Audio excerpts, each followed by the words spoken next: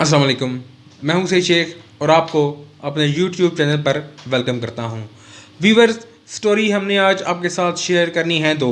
पहली, नूर मुकद्दम केस से मुतल्लिक जो अहम डेवलपमेंट्स हुई हैं, उसके अलावा जो 2-3 दिनों से एंटी स्टेट एलिमेंट्स का शोर मचा हुआ है और जिसमें हुकूमत को खासी हजीमत उठानी पड़ी है, उस पर भी गुफ्तगू करेंगे। तो शुरू करते हैं। ख़बरें ये आ रही हैं कि जेल में मुलजिम ज़ाहिर जाफ़र के साथ खुसूसी सलूक किया जा रहा है। जैसा कि मैंने कल भी अर्ज़ किया था कि ये बहुत बड़ा बिज़नेस ग्रुप है जाफ़र ब्रदर्स, जिनके ये चश्मो चराग हैं। अब ख़बरें ये हैं कि ज़ाहिर जाफ़र ने दरख्वास्त दी है कि उनको घर से खाना लाने की इजाज़त दी जाए। इसके अलावा उन्होंने मज़ीद भी मुतालबात किए हैं। इसके अलावा उनके वकला ने भी उनको ग्रीन सुर्ख झंडी दिखा दी है। वो इस सिलसिले में कि ज़ाहिर जाफ़र ने अपने वकला से कहा था कि किसी भी तरह मुझे जेल से बाहर निकालें, लेकिन उनके वकला ने उनसे कहा है कि आपका जो केस है वो इतना कॉम्प्लिकेटेड है कि इसमें फ़िलहाल किसी भी किस्म की बेल की दरख्वास्त दायर नहीं की जा सकती।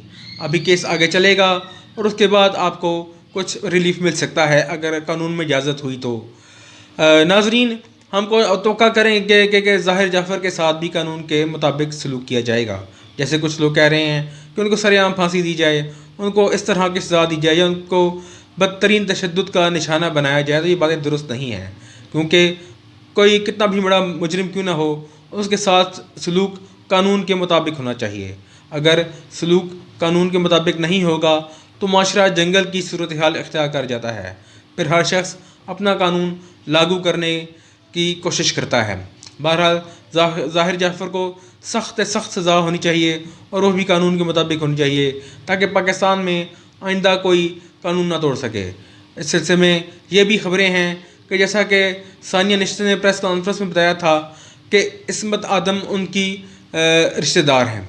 किसी के साथ रिश्तेदारी होना कोई बुरी बात नहीं है, लेकिन जिस तरह की कैंपेन चलाई जा रही है कि जिस तरह सानिया निश्चित ने भी कोशिश की थी कि ज़ाहिर जाफ़र की वालदा को मासूम बताकर जो है वो कुछ रिलीफ हासिल किया जाए।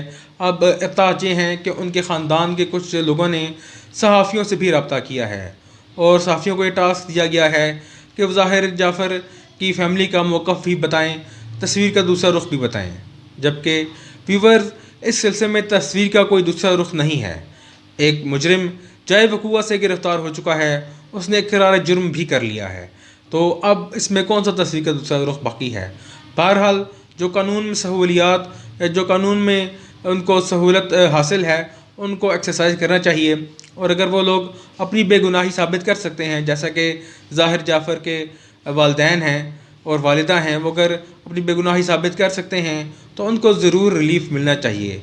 लेकिन ये जो एंकर्स उनके हक़ में कैंपेन चला रहे हैं बार बार और मुल्ज़िमा को ही, यानी कि मकतूला को ही कसूरवार करार दे रहे हैं, उनको अपने तर्ज़ अमल पर गौर करने की ज़रूरत है कि इस तरह नहीं होना चाहिए। जैसे कि मैंने पिछले कुछ दिन पहले वीलॉग्स में भी अर्ज़ किया था कि मकतूल को या तशद्दुद का शिकार होने वाले लोगों को कसूरवार बताने का सिलसिला सानहा मोटरवे से शुरू हुआ था, जो कि ताहाल जारी है।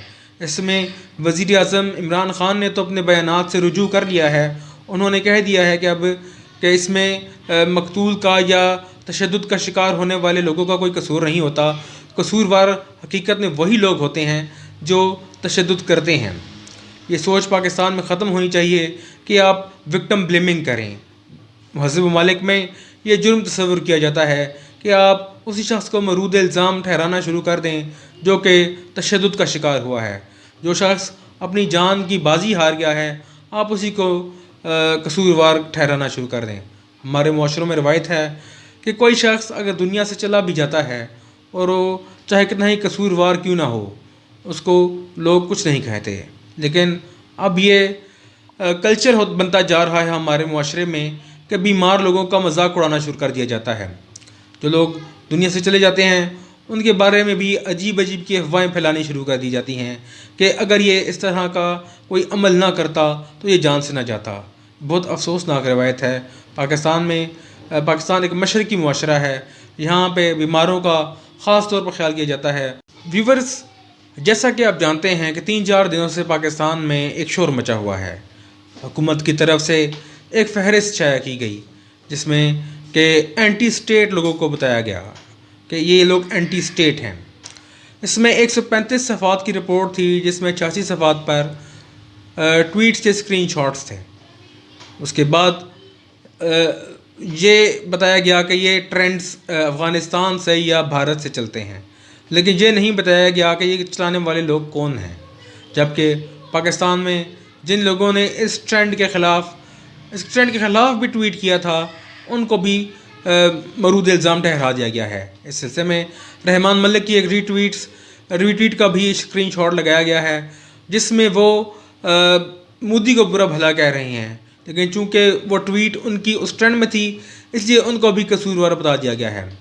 رات شاہ زیب خانزادہ کے پروگرام میں فواد چودھری بالکل بے بس نظر آئے.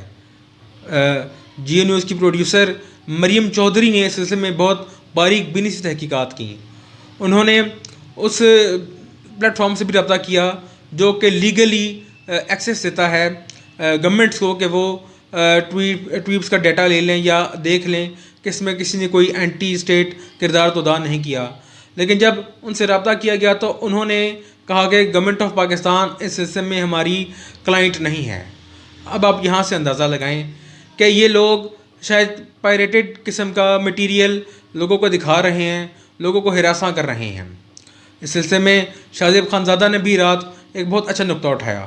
انہوں نے فواد چودھری سے پوچھا کہ آپ نے جو میپ دکھایا ہے اس میں آزاد کشمیر کو انڈیا کا شہر دکھایا، انڈیا کی ریاست دکھائی گئی ہے، یعنی کہ آپ نے جہاں سے ڈیٹا لیا ہے وہ انہوں نے جو نقشہ آپ کو دیا ہے وہ حکومت پاکستان سے اپرووڈ نہیں ہے. اس بات کا ویورز فواد چودھری کوئی جواب نہیں دے سکے.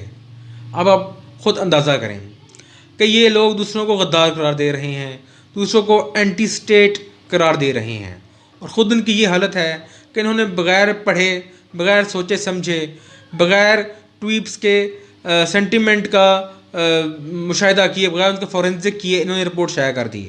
اس کے بعد انہوں نے ڈسکلیمر شائع کیا. ڈسکلیمر پبلش کرنے کا کیا مطلب ہوتا ہے کہ آپ نے رپورٹ نہیں پڑھی اور آپ نے اس میں ایک ایسا نقشہ دکھا دیا ہے جس میں آزاد کشمیر کو بھارت کا حصہ دکھایا گیا ہے. ویورز اب آپ خود سوچیں کہ اس میں غدار کون ہے. ہم کسی کو غدار نہیں کہتے، نہ ہی ہم فواد چودھری کی پیٹریوٹزم پہ کوئی سوال اٹھاتے ہیں، لیکن ہم یہ بھی توقع کرتے ہیں کہ فواد چودھری دوسرے لوگوں کا بھی خیال کریں اور حکومت بھی دوسرے لوگوں کا بھی خیال کرے. اتنی سختیاں پرویز مشرف کے دور میں نہیں تھیں جتنی کہ آج کل جو ہے وہ یہ حکومت کر رہی ہے. اس حکومت کو چاہیے کہ وہ لوگوں کو سپیس دے، لوگوں کو اپنی رائے کا اظہار کرنے کا موقع دے. اس طرح معاشرے سے گھٹن دور ہوتی ہے، لوگوں کی سوچ پروان چڑھتی ہے، لوگوں کی مثبت سوچ پروان چڑھتی ہے کہ جب لوگ اپنے اپنے خیالات کے اظہار کر چکتے ہیں تو پھر وہ ایگزاسٹ ہوتے ہیں. اس طرح وہ بہتر فیل کرتے ہیں. ہم امید کریں گے کہ پاکستان میں یہ غداری کارڈ کھیلنا بند کیا جائے گا، جیسا کہ پاکستان میں پہلے مذہبی کارڈ کھیلا گیا تھا. حالانکہ شہزاد اکبر کے ساتھ کے نظریات سے میں اتفاق نہیں کرتا، لیکن جب ان پر نذیر چوہان نے الزامات لگائے کہ وہ مسلم نہیں ہیں یعنی قادیانی ہیں تو میں نے ان کے حق میں بھی ٹویٹس کی، اور بعد میں نذیر چوہان نے معذرت کر لی. لیکن کیا ہوا کہ شہزاد اکبر کی ساری فیملی خطرے میں رہی. لوگ یہ بات سن لیتے ہیں کہ فلاں کا مذہبی نقطہ نظر ٹھیک نہیں ہے، لیکن اس کی تردید نہیں سنتے. اسی طرح آپ لوگوں کو غدار کہیں گے تو لوگ پریشان ہوں گے. لوگ پاکستانی شہری ہیں جو ان کو غداری کا یہ سلسلہ، غداری کے بارے میں ان پر اس طرح کے الزامات لگانے کا سلسلہ بند ہونا چاہیے. ملیں گے آپ سے اگلے ولاگ میں. بہت شکریہ.